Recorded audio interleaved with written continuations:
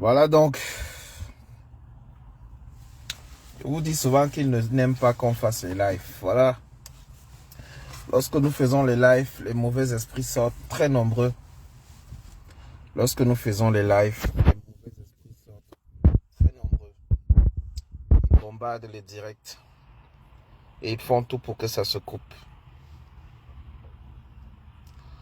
Voilà ce dont je parlais donc. Voilà ce dont je vous parle tous les jours.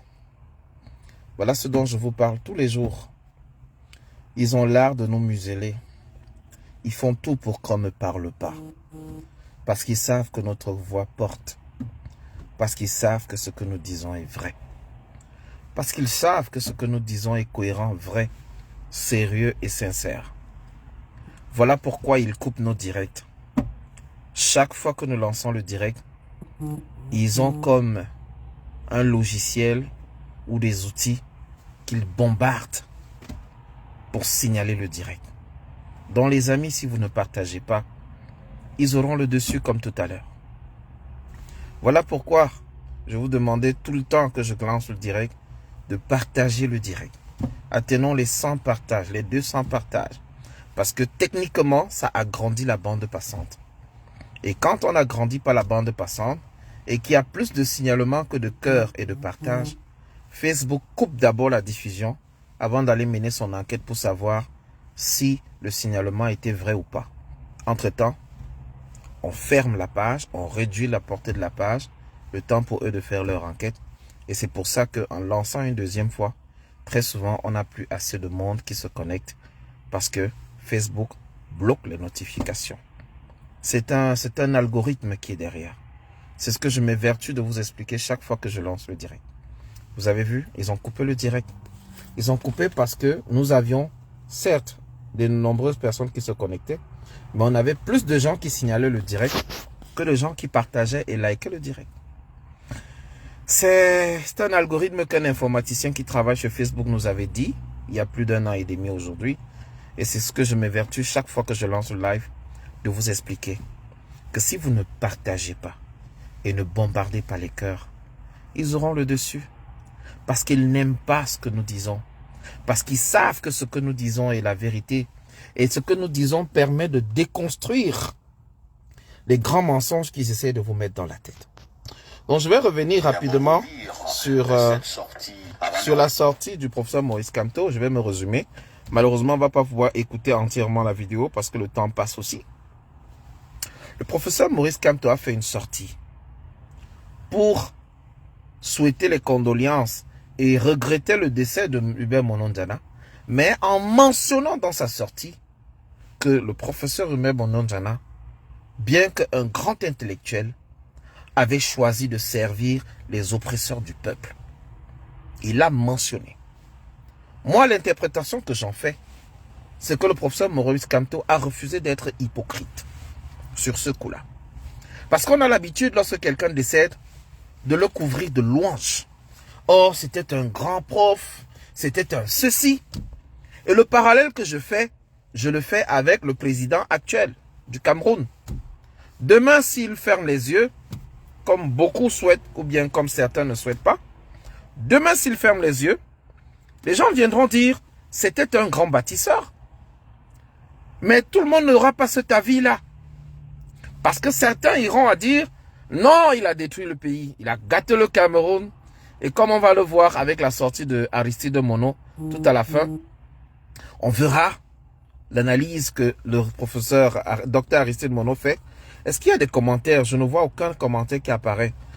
Ou bien c'est parce que la page est restreinte. Si vous pouvez faire des commentaires, les amis, s'il vous plaît, faites-le pour que ça me rassure.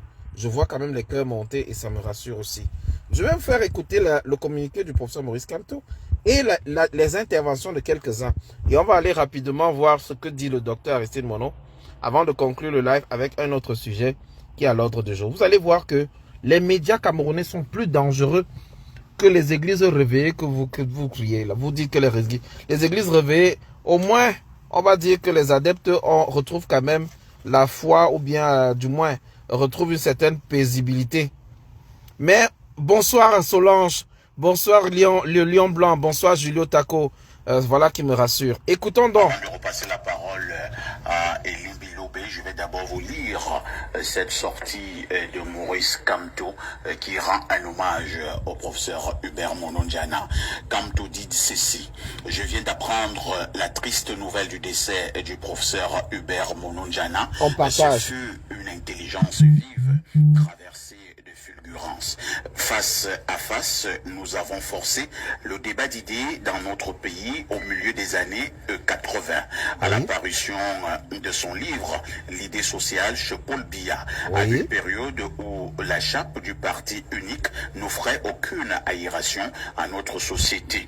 Son tropisme ethno-idéologique l'a empêché de donner le meilleur de ce que lui autorisaient ses talents philosophiques. Son tropisme ethno-philosophique. Son tropisme ethno-philosophique.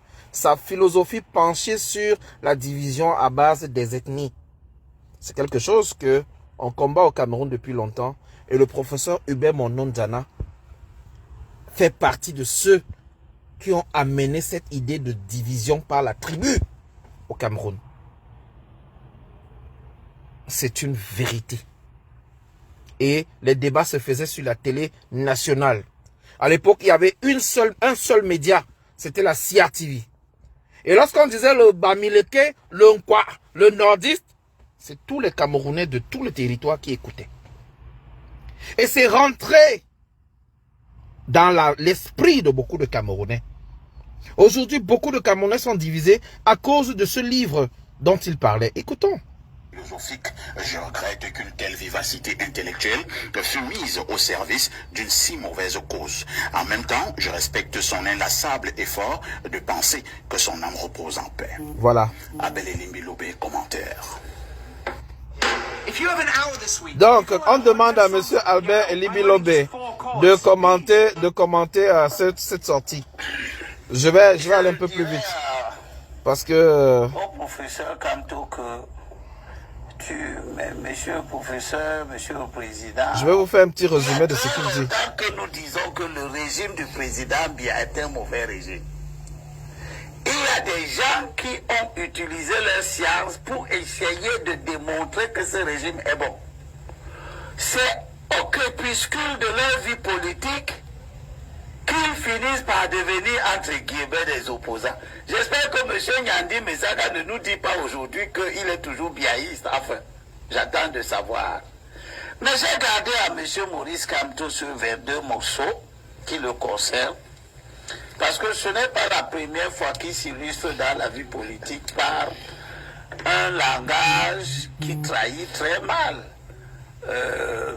ses qualités d'homme politique, parce que je suis de ceux qui considèrent que c'est un mauvais homme politique. Bon, vous voyez, c'est comme ça qu'on abrutit le peuple camerounais en vous donnant l'impression que l'alternative que vous avez sous la main est un mauvais politicien. Il est monté, il a travaillé avec le RDPC, il a travaillé avec ceci, il a travaillé cela. Paul Biya également a travaillé avec Amadou Ahidjo, hein. Mais désormais, on ne fait plus un lien entre les deux personnages. Et je pense que le professeur Maurice Kamto est suffisamment sorti pour expliquer les raisons pour lesquelles il avait accepté le poste de ministre délégué. Et donc, le fait que chaque fois, il ramène ça sur la table, comprenez qu'ils vont mettre en place le tambour pour abrutir le peuple et décourager tous ceux qui voudront une alternance au Cameroun. Je recommence. Que ce genre de propos ne vous surprenne pas. Ça sera leur brosse à dents matin, midi et soir. Je viens vous avertir. Ce type de sortie est associé au fait que dans quelques semaines, il y aura la convention du MRC. Ça sera au palais des congrès. J'espère que lorsqu'il y aura du monde, plus comme Kamgouka, les gens ne vont pas interdire le rassemblement. C'était un passage. Donc, rappel aux uns et aux autres. Également, je voulais vous informer que Caresse Fosso organise un grand concert le 25 novembre prochain au Palais des Sports de Yaoundé en hommage aux victimes de violences conjugales. L'entrée est gratuite. J'espère que vous serez nombreux plus que Kanguka. C'est pour une cause sociale. La violence faite aux femmes. Elle a fait l'annonce, elle m'en a parlé hier, elle a fait la publication aujourd'hui, il y a 1 heure. Tous ceux qui sont du côté du Cameroun, du nord, du sud, allez-y donc prendre vos billets, c'est gratuit. Le 25 novembre, samedi 25 novembre, au Palais des Sports. C'est pour la cause de la violence faite aux femmes. Ayant dit cela, je reviens sur la thématique. Toutes les sorties des cadres du MRC sera décryptées sur tous les plateaux que vous connaissez. Les médias camerounais sont rendus être plus dangereux que ce que vous appelez les églises réveillées. Je n'écoute plus les médias camerounais. J'écoute le journal d'Equinox le midi en semaine. En fin de semaine, je prends la peine de prendre mes distances. Mais il y a des gens qui écoutent et qui me disent, Félix, sur tel média on a dit ceci, sur tel média on a dit cela. J'écoute, je prends le contexte et je vous fais ce que je vous ramène ça sur la table pour vous rappeler simplement, éviter de vous laisser abrutir. Voilà. Voilà donc les propos choisi. Vous êtes de ceux qui pensent que Maurice Kamto a raté une excellente occasion de se taire? Je crois. Voilà la question du journaliste. Vous êtes de ceux qui pensent que Maurice Kamto a raté l'occasion. Mais il n'habille pas son nom. Hein. Maurice Kamto a raté l'occasion de se taire. Voilà une question de journaliste. Ce qu'on appelle à l'école primaire les questions orientées. On formule la question de telle sorte que vous n'avez qu'à répondre que par oui. Faisons attention. Faisons attention. Les heures les plus sombres de la nuit sont les plus proches de l'aurore. Et on dit cela. On va aller plus loin. Vous allez découvrir d'autres choses. Je crois. Je vais pas le... Celui qui surveille sa bouche. Ah. Un homme politique ne doit pas parler à tout moment. Vous parlez de tout. Et c'est ça la caractéristique des gens qui se disent opposants. Voilà. Il parle également des opposants qui parlent d'eux, qui s'expriment. Donc il estime que le fait que le professeur Maurice Kamto s'exprime sur les faits de société, il parle trop. Pourtant, nous avons une momie qui ne parle même pas. Il y a eu une gouache, il n'a pas parlé. Il y a eu Manfé, il n'a pas parlé. Il y a eu Bankolo, il n'a pas parlé. Mais lui, homme politique, entre guillemets, va sur un plateau et estime que le professeur Maurice Kamto parle trop. Simplement, je vous le dis encore, parce que la convention de ce parti approche. Le renouvellement des organes de base de ce parti est en train de se faire et les élections de 2025 sont déjà lancées. Que celui qui a les oreilles pour entendre, entende. Je vais aller un peu plus loin parce que l'écouter, ça... C'est vous qui le voyez sous des prismes différents de ceux que vous avez utilisés pour voir le régime quand vous étiez doyen de faculté. Ça, c'est la Donc, voilà, il estime que le fait qu'on ait nommé un professeur durant de Maurice Kamto, doyen de faculté... Quand le régime vous nomme doyen d'une faculté, on n'a jamais nommé Monon Diana. Jamais. Mais vous avez été nommé. Qui entre vous deux a mis au service de la mauvaise cause plus que l'autre? Lui, il n'a jamais été nommé. Vous avez été nommé. Vous êtes arrivé jusqu'au grade de ministre délégué. Vous voyez ce que je suis en train de vous expliquer. Je suis en train de vous dire, bonsoir Hervé Tassi, bonsoir Emma Ebalé, bonsoir à Lion Blanc, bonsoir à Maureen l'Africaine. Je suis en train de vous dire que la nuit des longs couteaux est déjà là. Et qu'on va torpiller les hommes politiques camerounais, on va les découper dans les médias avec toutes les sauces. On va essayer de les manger à toutes les sauces. Mais c'est à vous de sortir défendre vos leaders. Vous avez souvent dit que, oh, ne parlez plus de politique, ne parlez pas de ceci, ne parlez pas de cela. Je suis en train de vous montrer que la guerre a déjà commencé. Ils vont déconstruire, ils vont saquer, ils vont macheter, ils vont piétiner tous ceux qui ont un peu de crédibilité aux yeux des Camerounais. Ils vont les saquer, les matraquer, les piétiner et les mâcher à toutes les sauces pour donner l'impression que la seule alternative, c'est celui qui est là-bas. Je ne sais pas si je me fais bien comprendre. Vous allez voir les autres intervenants sur le plateau. Hein. C'est parce qu'on n'a pas le temps de passer toutes ces vidéos. Le régime que vous considérez est une mauvaise cause parce que Mono Diana a écrit un livre. Pour ce régime-là, il a été secrétaire à la communication dans le... Il a écrit un livre qui était la Bible de l'ethnofascisme. Il a écrit un livre qui a été la base des expressions du tel que rentrer chez vous. Les expressions du tel que un Bamileke ne sera jamais président. Les expressions de telle sorte que il y a ceux qui sont pour les commerces et ceux qui sont dans l'administration. Voilà les expressions. Morceau choisi. Je vais vous faire un petit morceau choisi des expressions du professeur Hubert Mono Diana lorsqu'il allait sur les plateaux télé. Et c'est tous ces éléments sur lesquels j'attire votre attention. Lorsque un leader, un de vos leaders sort pour s'exprimer sur ce genre de questions, s'il vous plaît, soyez nombreux, sortez et soutenez-le, défendez-le. Parce que ce qu'il défend, c'est votre intérêt. Maintenant, je vais vous amener écouter l'autre. Un des plus réputés. Voilà. Je me dis que vous avez eu le temps d'en parler. Hein, Suffisamment, mais dans d'autres cas, d'accord. Ceux qui m'ont écouté par le passé savent que voilà l'autre. un de mes maîtres, était un de mes enseignants, un des plus réputés. J'aurais voulu ne pas commenter les propos du professeur Maurice Kamto si je n'avais pas lu deux choses. Tropisme ethno... quoi là? Ça veut dire le suivi. Ethnotropisme. Le tropisme ethno-tribal, quelque chose. Le tropisme, dans En sa fait, réaction. le tropisme indique celui qui fait une sorte de suivisme. voilà. Donc Mono Diana a suivi la tendance naturelle des gens de sa tribu à aller vers... Non, je corrige. On vous a dit ici que Mono Diana était un étone. Et les étones sont très loin d'être des suiveurs.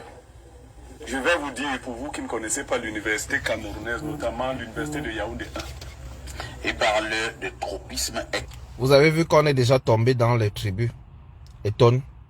Et ça va aller plus loin. Partagez le direct, les amis, s'il vous plaît. Ça nous coûte $0. Je ne vous demande pas les étoiles. Partagez le direct et mettez les cœurs. Ils vont couper. S'ils coupent encore, je ne pourrai pas le lancer. C'est la deuxième fois qu'ils coupent. À peine j'ai voulu lancer tout à l'heure, ils ont coupé. Une fois qu'on a lancé à peine 6-7 minutes, ils ont encore coupé. Là, ils essayent encore de couper. Donc, s'il vous plaît, je vous en supplie, partagez le direct et mettez les cœurs. S'ils coupent encore, là, je ne pourrai pas lancer. Écoutons la suite. Idéologie. Il y a deux tribus qui ont fondé le département. Écoutez, hein, écoutez. Les Bassa et les Étones. À l'université de Yaoundé. Si vous citez les 10 premiers, vous avez d'un côté 4 Bassa, de l'autre côté 4 Étones, et vous avez deux doigts là, deux Sawa qui sont au milieu.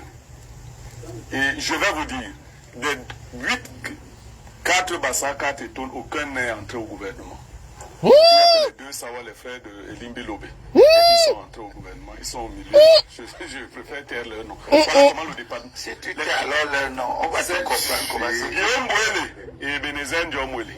Voilà les deux. Guillaume Mouele et Ebenezer Ndiomouele. Mono Diana est de l'école de Martien Toa.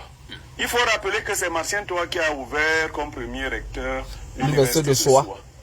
Il est parti de là parce que le ministre de l'enseignement supérieur de l'époque voulait lui imposer des pratiques qu'il ne reconnaissait pas. Quelle pratique? Ah ben, les S'il vous plaît, oui, je vais vous dire exactement ce que mon oncle m'a dit, puisque c'était mon oncle.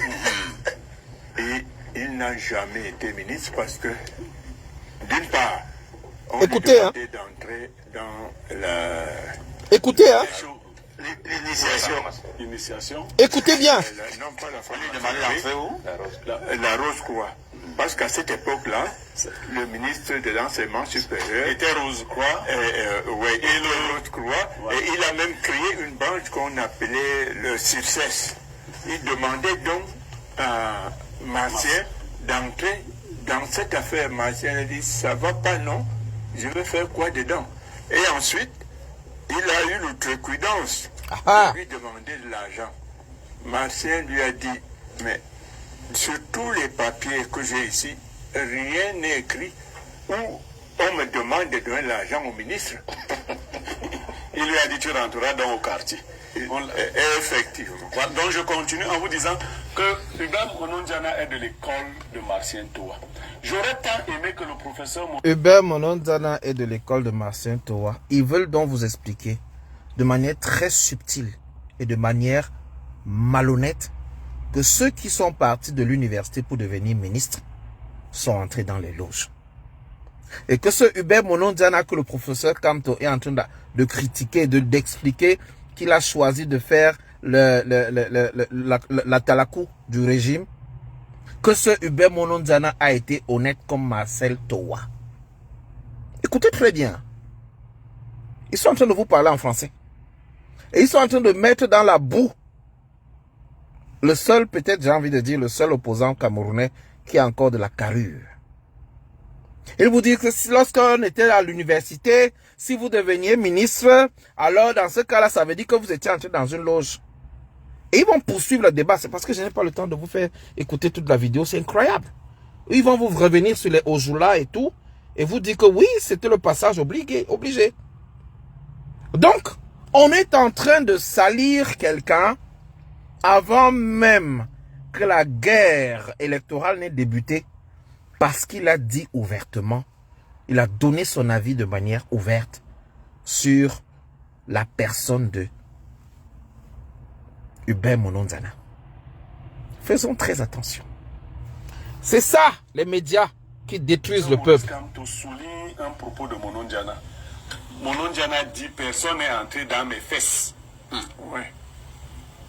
Je ne suis pas sûr que tous les professeurs, y compris ceux qui critiquent Monondiana, puissent le dire. Ah bon?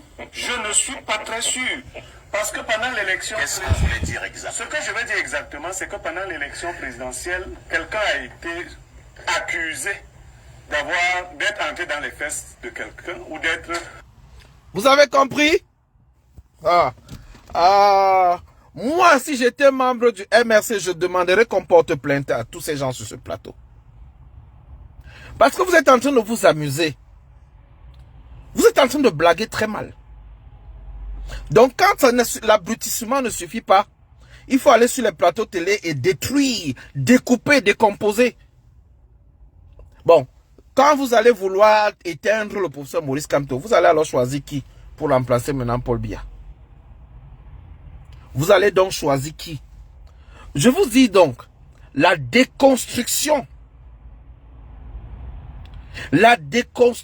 est en marche. L'abrutissement des masses est en marche. Et n'allez pas écouter n'importe quel média. Parce qu'ils sont nombreux à vous abrutir. À vous donner l'impression que celui que vous soutenez est le diable en personne. Et même pire que celui qui est là. Lorsqu'on vous fait ça, en fait, on vous amène au découragement. Maintenant, je ne vais même pas suivre la suite. La suite, je vais vous la faire écouter mercredi. J'ai envie de vous faire écouter les propos du représentant du RDPC sur un plateau de télé. C'est-à-dire sur un plateau de télé, il a été envoyé pour représenter OTS. Il est sous sur un plateau télé. Je dis qu'il est sous. Vous pouvez parler des choses que vous ne maîtrisez pas. Partagez le direct. Pendant que vous faites vos incantations, je ne vous ai même pas interrompu. Vous ne pouvez pas parler des problèmes des enseignants alors que vous n'en avez pas un. Donc ici, cette âme, il n'y a que Madame Maneka et moi qui sommes des enseignants. On parle de nos problèmes. Qu'est-ce que tu as fait? Je vous invite à partager le direct. Le monsieur s'adressait aux membres représentants du MRC sur le plateau. Si vous ne partagez pas, moi mieux j'arrête. Parce que je suis en train de vous montrer. Je suis en train de vous montrer la lune. Ne regardez pas mon doigt. Ce monsieur sur ce plateau, j'ai ri toutes mes côtes vendredi. Il était invité sur le plateau de Serge Alain Autou. Mais je vous dis, si vous faisiez un test d'éthanol sur le monsieur, je suis sûr que ça allait atteindre les 5500 millilitres. C'est-à-dire qu'il était perforé d'alcool. Regardez, écoutez vous-même les propos du représentant du RDPC sur le plateau de Equinox dans l'émission que vous connaissez très bien. Mettons les cœurs, partageons. Ils ne veulent pas que vous écoutez, mais je vais vous faire écouter ça. Écoutons très bien. Allez, on y va. Je veux rappeler rappeler à mes co-panélistes, c'est qu'on ne peut pas être plus catholique que le pape. Vous ne pouvez pas parler des choses que vous ne maîtrisez pas. En passant, s'il vous plaît. Pendant que vous faisiez vos incantations, je vous ai Oh. Vous ne pouvez pas parler des problèmes des enseignants, alors que vous n'en êtes pas un.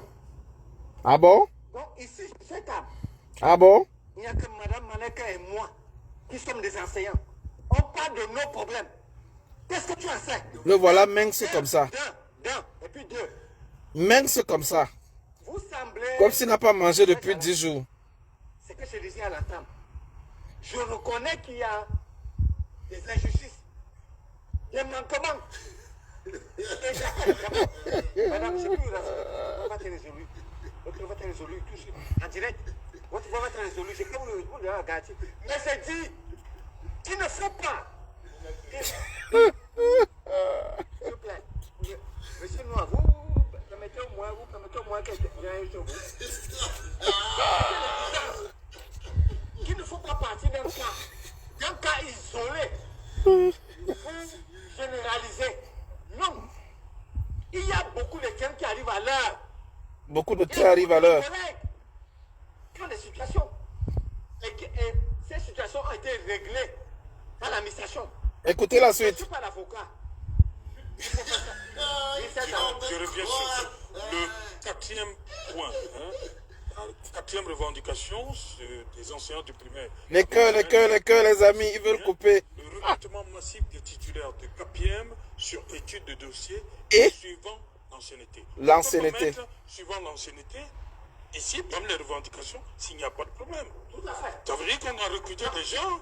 Il y a des gens qui sont anciens qu'on n'a pas pu recruter. Sur ce point, je suis entièrement d'accord avec vous. Mais je dis qu'il ne faut pas généraliser. Il y a des situations. Olivia a peut-être la chance d'être là ce soir. Et il y a plusieurs. Olivia. Oui. Bonjour, Olivia. Ce que je voulais dire, Serge Alain, c'est que ce qu'on attend aussi de nos collègues, c'est le rendement. Excusez-moi de... Ce que je vais dire. On parle de l'intégration. S'il vous plaît, Serge Alain. Quand vous vous levez le matin, Oh là là.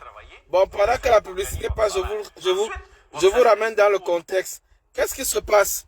Madame Olivia est enseignante d'école primaire depuis plus de 25 ans. On était censé l'intégrer à la fonction publique par ordre d'arrivée, par ordre d'ancienneté. Mais il y a des gens qu'elle a enseignés dans les Aignièges qui sont devenus maîtres d'école primaire et jusqu'aujourd'hui, elle n'a jamais été maître d'école primaire. L'âge d'intégration est passé. Elle a demandé une dispense d'âge. Elle est allée au ministère, on lui a demandé d'écrire au président de la République et depuis des années, elle ne fait que courir derrière son intégration. Et le monsieur lui dit, tout de suite, votre problème est résolu. Je vous dis que le problème est résolu en direct. On lui dit qu'il y a beaucoup d'Olivia. Écoutez la suite. Il part du manioc à la patate, de la patate au haricot, du haricot au lièvre. Il part dans tous les sens. Voilà. Vous savez, un enseignant, c'est le rendement. C'est le rendu. Vous avez des gens qui arrivent, ils vendent des caramels. C'est pas le cas avec tout le monde. Ils vendent des caramels. Ils prennent le goûter des enfants. Ce n'est pas le cas avec tout le monde. C'est-à-dire que quand vous avez votre enfant, le goûter des enfants, le caramel, et au lieu de servir, au lieu de se mettre à la tâche, au lieu de travailler pour, vous avez, on vous parle de cours de soutien, de cours de répétition, ça, vous demandez à quoi sert donc l'institution. C'est-à-dire que les gens, elles ne sont jamais là. Quand vous arrivez à bien entendu, quand vous avez la chance de la trouver, quand vous avez la chance de la trouver, madame, elle s'intéresse, comment dirais-je, au fait divers. Est-ce qu'elle est, je suis en train de préparer des soutenances. À partir de ma soeur, jusqu'à l'examen professionnel. On parle du même sujet. Même au niveau des majuscules. Vous demandez comment est-ce que cet enfant a fait pour partir du primaire? C'est-à-dire que est-ce que ma collègue a fait son travail?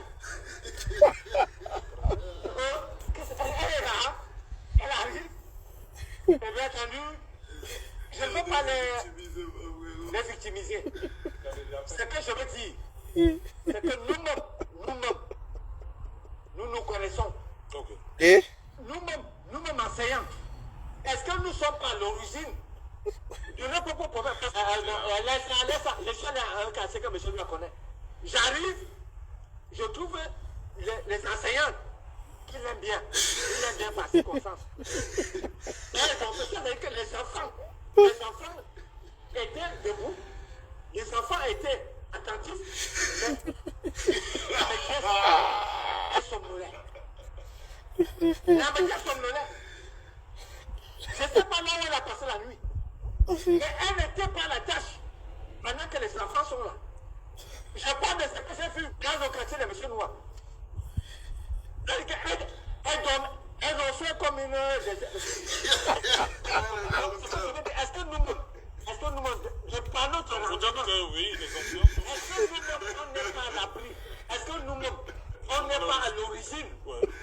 Est-ce que nous-mêmes, c'est pas notre propre rendement? Mon défunt père me disait souvent qu'on n'oublie jamais les meilleurs collaborateurs. Vous en êtes un, c'est Jalan. Quand vous avez un collaborateur compétent, un collaborateur à la tâche, un collaborateur qui fait son travail, vous allez vous battre. Peut-être que le ministre de l'Éducation, le professeur Laurent Sèche, est une boîte. Quelqu'un, un excellent enseignant. Il est à la tâche. On peut attaquer la tête comme ça, mon Dieu. La compétence. Le fait que l'enseignant est là, matin, midi, soir. Mais quand vous avez des enseignants qui eux-mêmes ne peuvent pas faire le rendu, vous avez un enfant qui vous revient le soir. Un enfant ne peut même pas vous dire. Et voilà ce qu'on m'a dit. Vous avez des enfants qui reviennent avec, comment dirais-je, pratiquement pas un rendu. Merci. Merci. Nous, nous sommes à l'origine.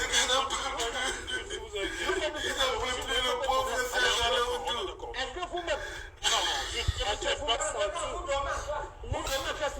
vous vendez le caramel? Vous vendez le caramel? Vous permettez. Je vais parler, je ne vais pas parler. Vous prenez goûter des enfants. Vous voulez pas parler?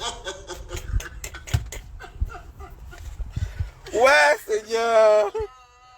Les représentants du RDPC sur les plateaux de télé. Et après, ils vont venir vous insulter, vous, opposants camerounais. Non, mais sérieux. Le feu du professeur Hubert Mononzana, c'est lui qui allait sur les plateaux pour parler des projets du RDPC et autres. C'était des grands chevronnés qui allaient sur les plateaux. Des gens qui connaissent les projets politiques de leur parti. Aujourd'hui, qui est-ce qu'ils envoient sur les plateaux télé? Des amuseurs publics. Des soulards. Les gens dont les neurones sont déconnectés. Les gens comme ça arrivent sur le plateau. Et curieusement, certains vont les applaudir. Lorsque vous allez voir le fil des commentaires sous la diffusion de Equinox, il y a des gens qui disent bien parler le soulard. Le soulard, on dit bien parler, il a bien raisonné. On lui pose une question liée à l'intégration de sa collègue. Il dit, d'abord, personne ne doit parler de ce sujet sauf les enseignants. Ensuite, il vit le dossier. Vous mangez le caramel des enfants. Vous. Oh là là, Seigneur. Que le Seigneur sauve ce pays. Que Kangouka vienne sauver ce pays. Je croyais que Kangouka allait venir comme ça. Vraiment, que le Kangouka sauve ce pays. Parce que, ou bien, trouvez un moyen. Mais sauvez-vous. Sauvons-nous. Parce que c'est grave. Et c'est tellement grave que mon frère Aristide Mono, dans sa chronique, que je vais vous faire écouter, nous a rappelé une chose simple. Le Cameroun ressemble au Titanic. 12, un géant paquebot reliant Southampton et New York aux États-Unis heurtait un iceberg dans les eaux de l'océan Atlantique avant de couler dans les minutes suivantes. Le naufrage fait entre 1490 et 1500 morts, faisant de cet accident maritime L'une des catastrophes les plus meurtrières de l'époque, un accident baptisé le naufrage du Titanic. Écoutons très bien, si le Cameroun c'est ça qu'on va se Titanic, séparer. c'est l'interrogation de Aristide Mono ce jeudi. Aristide, bonjour. Bonjour. I just want to begin by reflecting on your recent autobiography.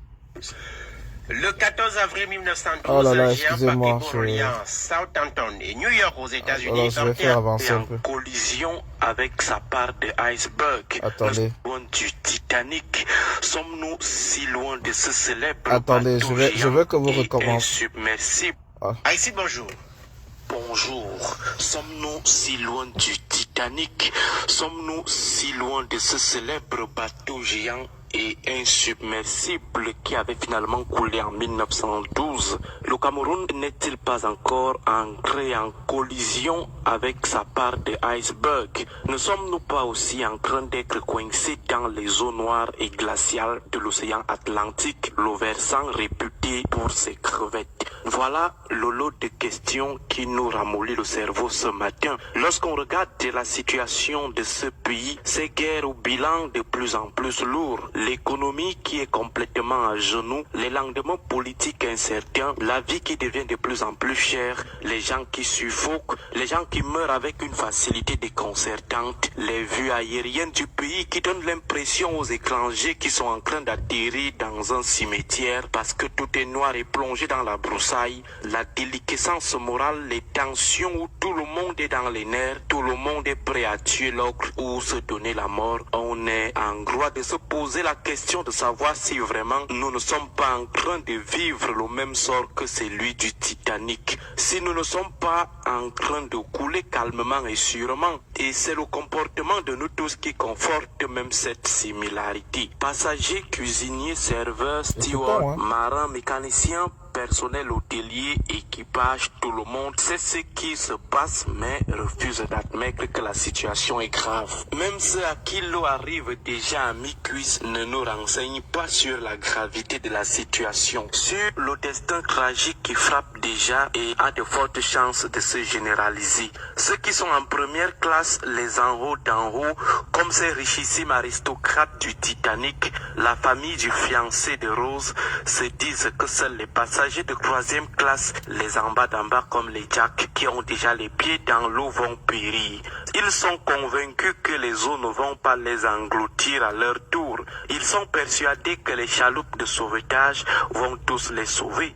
Ils croient qu'ils pourront monnayer pour trouver rapidement une place dans les embarcations de secours qui privilégient pourtant les enfants et les femmes. Ils comptent utiliser les billets de banque pour acheter leur sauvetage auprès de l'officier qui organise les évacuations. Ils comptent utiliser les armes pour abattre les Tommy et les Fabricio, les amis en bas des Jack qui s'opposent au forcing de cet aristocrate qui veut forcer son évacuation alors qu'on a dit les femmes et les enfants d'abord. Pense-t-il aussi s'emparer d'une fillette, l'utiliser comme prétexte pour embarquer sur un des derniers canaux comme le fait Carl, le richissime fiancé de Rose? Les gens du 6 novembre ne sont pas si loin de cet équipage zélé qui refuse catégoriquement de considérer les alertes du chavirement du navire. Ils ferment même les grilles de leur cabinet pour que les en bas d'en bas, passagers de troisième classe qui ont déjà les hanches dans l'eau, ne viennent plus les agacer avec les cris d'alerte.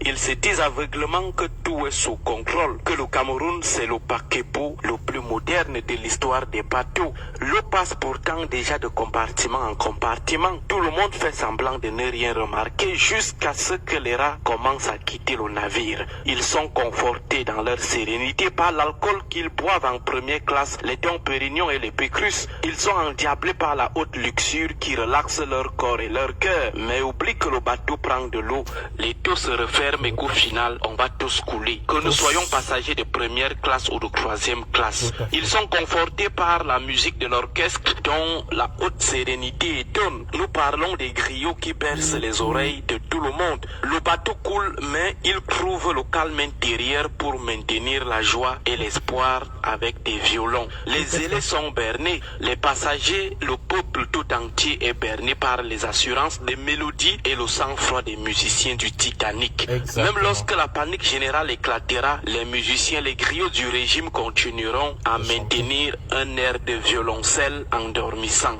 Ces 8 membres de l'orchestre continuent de chanter alors qu'ils sont conscients qu'ils vont aussi périr. Les griots musiciens du renouveau attendent-ils aussi à entonner la chanson finale intitulée « Plus près de toi, mon Dieu » avant de comprendre que la situation ne méritait pas une once de violon. De toutes les façons, continuons dans notre sérénité légendaire, même face aux guerres de plus en plus meurtrières qui nous frappent. Plus de 4000 morts, plus de 5000 morts. Attendons tous demain. Très bien. Alors, j'espère que vous avez écouté. Il y a un problème peut-être dans la technique, mais c'est l'essentiel de la chronique. Il fait un parallèle avec le naufrage du Titanic. Et c'est exceptionnel.